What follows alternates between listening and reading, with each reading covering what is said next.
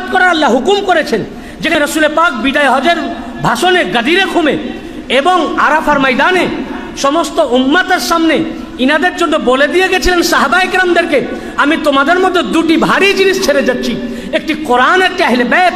এদেরকে যতক্ষণ পর্যন্ত আঁকড়ে ধরবে তোমরা ততক্ষণ গুমরা হবে না। দুইটি জিনিস ছেড়ে যাচ্ছি, ইয়া আইয়ুহান নাস ইন্নী তারাকতু ফীকুম মা ইন আখাযতুম বিহি লান তাদিল্লু কিতাবুল্লাহি ওয়া ইত্রাতি আহলি বাইতি। আমি দুটো জিনিস ছেড়ে যাচ্ছি, একটি কোরআন, একটি আমার আহলে বাইত। যতক্ষণ এই দুটোকে আঁকড়ে ধরবে কোনোদিন তোমরা পথভ্রষ্ট হবে না। আর এদেরকে ছেড়ে দিলে মানে পথভ্রষ্ট। তো মুআবিয়া যখন ইনাদেরকে ছেড়ে দিল, বলুন ও হেদায়েতে থাকলো না পথভ্রষ্ট হলো? মুআবিয়া তো দূরের কথা, যে সাহাবী আহলে বাইতকে ছাড়লো ও গুমরাহ। আল্লাহর রাসূল বলেছেন তোমরা যারা ধরে থাকবে তারা হেদায়েতের পথে থাকবে, তোমরা ছেড়ে দিলে গুমরাহ হয়ে গেলে। তো মুআবিয়া ছেড়ে তো দিলই, বরং কি বলছে যে তোমরা উনার শাহাদাতকে মুসিবত হিসাবে তুমি দেখছো। মানে ইমাম পাকের শাহাদাত পাকে মুসিবত দেখছে না, ও আনন্দ পেয়েছে ওনার শাহাদাত পাকে। তো ও তো আহলে বাইত পাকে ছেড়ে দেওয়া তো দূরের কথা, ধরেইনি আহলে বাইত পাককে। এবং দুশমনী আহলে বাইত, যেখানে আহলে বাইত পাককে না ধরলে তার ঈমান থাকবে না, আহলে বাইতের মুহাব্বত ঈমান। এবং আহলে বাইত পাককে ছেড়ে দিলে আল্লাহর রাসূল বলেছেন তুমি গুমরাহ, ও পথভ্রষ্ট।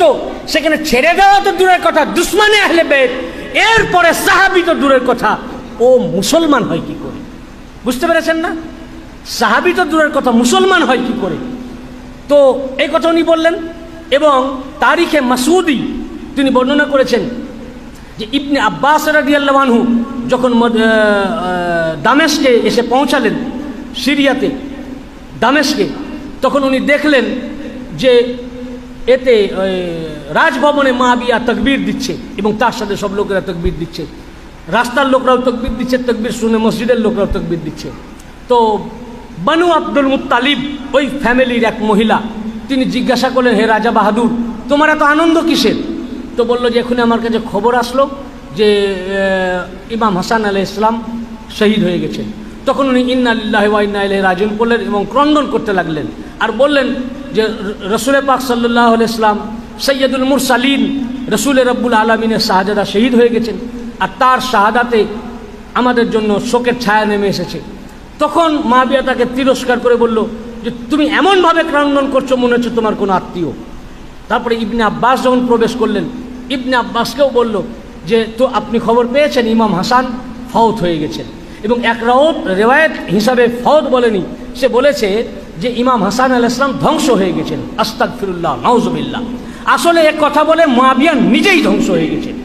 বড় ইমাম পাকের জন্য যদি বলে যে উনি ধ্বংস হয়ে গেছেন, যিনি জান্নাতের মালিক তার জন্য যদি বলে সে ধ্বংস হয়ে গেছেন, তাহলে বলুন আর মুআবিয়ার ঈমান থাকলো?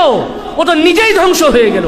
এই জন্যই কোরআনের আয়াত পাক যেটা আমি আগে পাঠ করে শোনালাম, যে আল্লাহ পাক বলেছেন যে ওয়া কওমাহুম দারাল বাওয়ার, সে নিজেদের কওমকে ধ্বংসের দিকে ডেকে নিয়ে এসছে। আসলে এই কথা বলে মুআবিয়া নিজেই ধ্বংস হয়ে গেছে এবং জাহান্নামে চলে গেছে। এ কোরআনের আয়াত।